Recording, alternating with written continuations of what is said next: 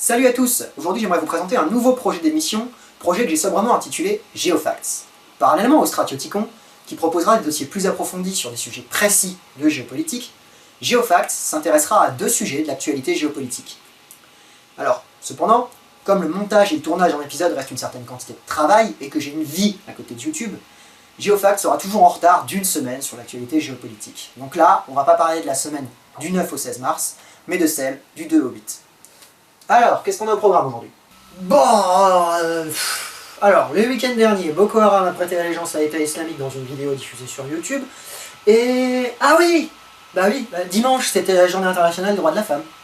Et il y a eu un défilé de Ladyboy afghan, et franchement, c'était pas aussi sexe que les Ladyboy Thai.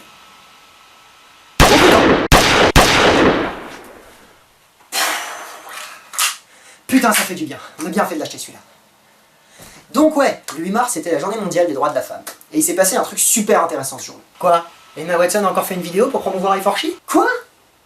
Non, enfin oui, mais...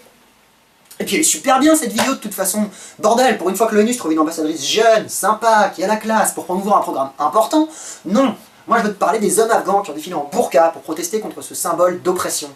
Ah, les ladyboys. Lopette.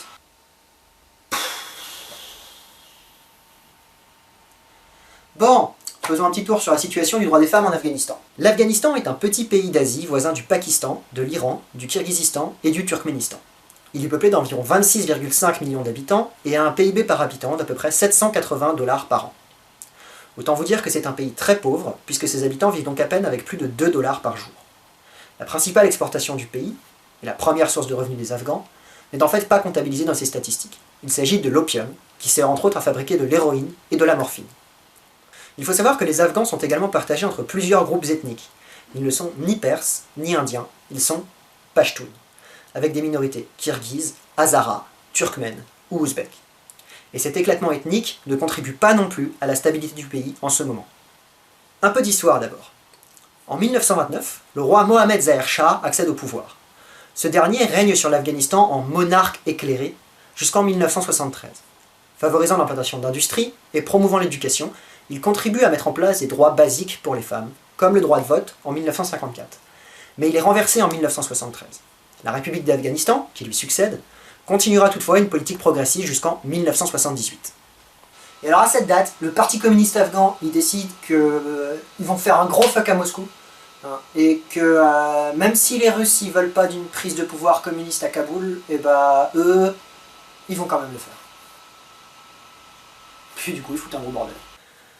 Une fois au pouvoir, après la révolution de Sor, ils forcent les réformes comme seuls les rouges savent le faire.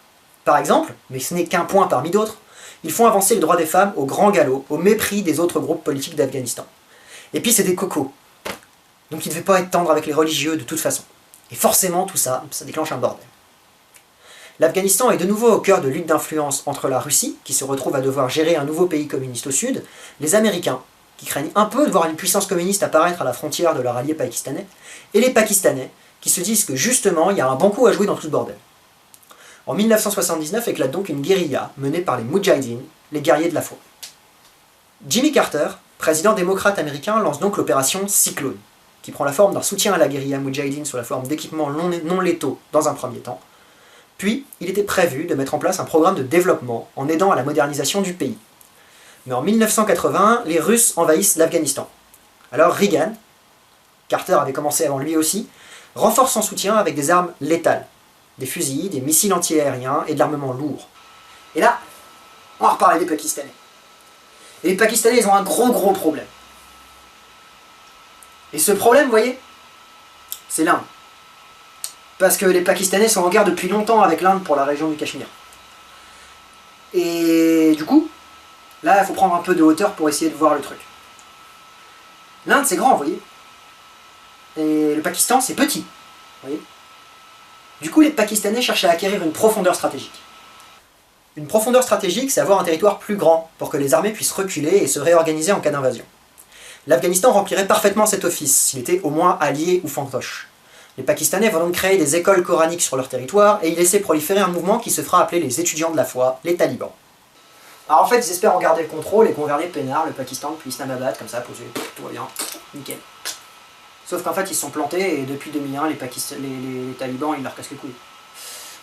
Bref, ces derniers se déploient ensuite en Afghanistan et rejoignent la guérilla Moudjahidine soutenue par l'armée américaine. À tel point qu'en 1988, lorsque Gorbatchev arrive au pouvoir, les Russes ont pris quelques grosses tôles et se replient.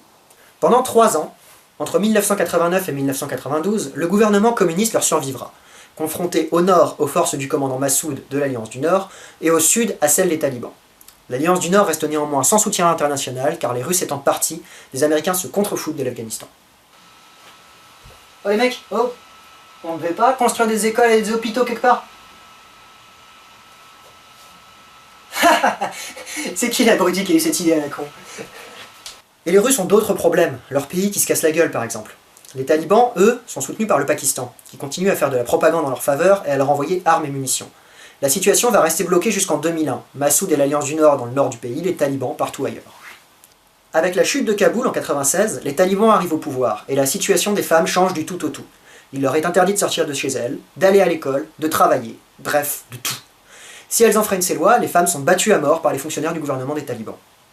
Mais en 2001, on suspecte les talibans d'abriter Ben Laden. Aussi, les Américains et une large coalition internationale, dont la France fait partie, envahissent le pays. En quelques semaines, les talibans sont renversés. Et aujourd'hui, grosso merdo, l'Afghanistan, ça ressemble à ça. Alors depuis, en 2004, une nouvelle constitution a proclamé l'égalité des hommes et des femmes. Un certain nombre de sièges à l'Assemblée nationale leur est dévolu, elles ont eu le droit de voter à l'élection présidentielle de 2004, et une ministre des Affaires féminines existe. Mais les tribunaux restent principalement contrôlés par des islamistes radicaux. Et l'existence d'un article de la Constitution qui précise que nous donnons des droits aux femmes selon le Coran, nous les respectons, mais nous ne voulons pas encourager l'évolution de ces droits comme dans les pays occidentaux, laisse encore toute latitude aux juges pour interpréter la Constitution selon des préceptes très conservateurs. Et la situation des femmes reste donc inchangée dans les faits. De nombreux crimes contre les femmes ne sont ainsi toujours pas punis, par exemple. Pourtant, les Afghanes ne se laissent pas faire, et à l'évidence, tous les hommes non plus ne sont pas d'accord. Alors, certes, il reste encore beaucoup de chemin à parcourir pour sortir le pays de ce marasme, mais il y a aussi des raisons d'espérer. Puis sinon, l'autre petit fact duquel on doit parler aujourd'hui, c'est Boko Haram. Le week-end dernier, ce groupe islamiste de la région du lac Tchad, en Afrique, a prêté allégeance à l'État islamique en Irak et au Levant. Mais qu'est-ce que Boko Haram? Facile. C'est une guérilla africaine dirigée par un seigneur de guerre à la con, sans idéologie, sans principes moraux, obnubilé par son propre fric et prêt à sacrifier des milliers de gens au nom de sa propre gueule. Non! Enfin, si, d'accord, un peu. Boko Haram est un groupe terroriste africain implanté dans le nord-est du Nigeria. Il s'est rendu célèbre en 2014 pour avoir enlevé 276 lycéennes, et en 2015, alors qu'en France nous étions obnubilés par l'attaque de l'hebdomadaire satirique Charlie Hebdo, pour avoir rasé une ville entière et massacré plus de 2000 personnes. Ça, c'est probablement ce que vous savez déjà. Et avant d'en apprendre plus, on va quand même aller faire un petit tour au Nigeria. Le Nigeria est un pays d'Afrique centrale. Ancienne colonie britannique qui accède à l'indépendance en 1960, il est peuplé de 187,3 millions d'habitants, et avec un PIB de 2 908 $, c'est la première puissance économique d'Afrique. Il dispose d'importantes ressources pétrolières, qui constituent 95% des exportations du pays, et font de lui le 15e producteur mondial de pétrole. Ces ressources se situent principalement sur la côte nigériane, dans le golfe de Guinée. Le Nigeria est aussi à la frontière, en Afrique, entre les zones où progresse l'islam sunnite et celles où le catholicisme et l'animisme traditionnel africain sont les plus implantés. Ceci étant vu, le décor est donc planté. Boko Haram est né en 2002, dans la ville de Maiduguri. Il prêche un discours profondément anti-occidental, et son nom signifie littéralement « livre interdit », de Boko, dérivé de book en anglais, et Haram, qui signifie « irreligieux » ou « impur », interdit. Ouais, enfin, globalement, au nom de Boko Haram, tout ce qui est pas eux, c'est impur. Donc en fait, si t'es pas haram, t'es haram. Ce que tu dis n'a aucun sens. Évidemment, c'est une logique d'extrémiste, ça n'a jamais aucun sens. Boko Haram considère en fait que l'enseignement est perverti par l'Occident, et que l'État nigérian est corrompu. Ce en quoi il n'a pas totalement tort quand on voit les ravages des firmes pétrolières dans le golfe de Guinée. Boko Haram est aussi représentatif d'une autre réalité du Nigeria. Dans ce pays, qui compte près de 200 millions d'habitants, le nord, à majorité musulmane, est délaissé au profit du sud, où se trouve le pétrole et une population à majorité chrétienne catholique. Du coup, vous voyez, on comprend un peu mieux pourquoi les mecs de Boko Haram ils ont grave les nerfs contre l'Occident et les chrétiens. Bref, au départ, Boko Haram n'est qu'une secte, mais en 2009, d'importants incidents ont lieu à Maiduguri et Mohamed Youssouf, le leader de Boko Haram, est tué par l'armée nigériane. C'est son lieutenant, Abubakar Shekau, qui prend sa place. Et lui, il a grave les boules. Mais alors, grave! Entre 2011 et 2012, les violences se multiplient, et le gouvernement nigérian lance une répression aveugle qui met les civils entre deux feux.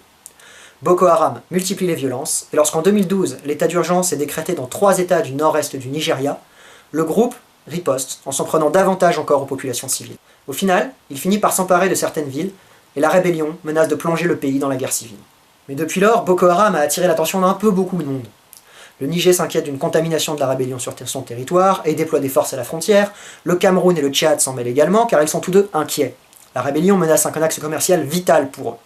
Et dans le cas du Tchad, risque d'atteindre sa capitale, N'Djamena. Du coup, ils font pression autour du lac Tchad et lancent des offensives qui jusqu'à présent ont connu le succès. Alors que faut-il voir dans ce message de Boko Haram? Il est probable que Abubakar Shekau ait senti le vent tourner. En prêtant allégeance à Daesh, il ne cherche pas à obtenir des hommes, des armes ou des munitions. Au mieux pourrait-il recevoir quelques fonds d'ailleurs. Et encore. En fait, je penche personnellement plutôt pour une stratégie de fuite d'Abubakar Shekau. Il s'assure un plan de secours dans le cas où il serait vaincu par la coalition africaine rassemblée contre lui. Et comme la dite coalition progresse, il est probable que ce soit effectivement le cas. C'est donc la fin de cette première édition de GeoFacts. On vous a gâté aujourd'hui. Et je suis prêt à parier que vous aurez tout un tas de questions, de remarques et d'interrogations à nous faire parvenir. En effet, je suis désolé, mais j'essaie de faire des émissions de moins de 10 minutes, et de ce fait, quand je traite de sujets complexes, et c'était le cas aujourd'hui avec l'Afghanistan et Boko Haram, je suis un peu obligé de tailler dans le vif et d'oublier complètement certains pans du problème, pour ne pas en parler, parce que leur impact, finalement, est relativement mineur sur la question. Tout est relatif, par ailleurs. Donc n'hésitez surtout pas à m'envoyer ces remarques, questions, interrogations, j'essaierai d'y répondre dans un futur Stratioticon ou dans un GeoFacts, si l'actualité, par chance, devait s'y prêter. En attendant, n'oubliez pas de me laisser un petit commentaire, d'appuyer sur le pouce vert, de vous abonner à la chaîne et de me retrouver sur Facebook. Là, vous pourrez suivre l'actualité quotidienne du Stratioticon. Je m'efforce d'alimenter la page à raison d'un post par jour au minimum. Sur ces entrefaites, il ne me reste plus qu'à vous souhaiter une bonne semaine.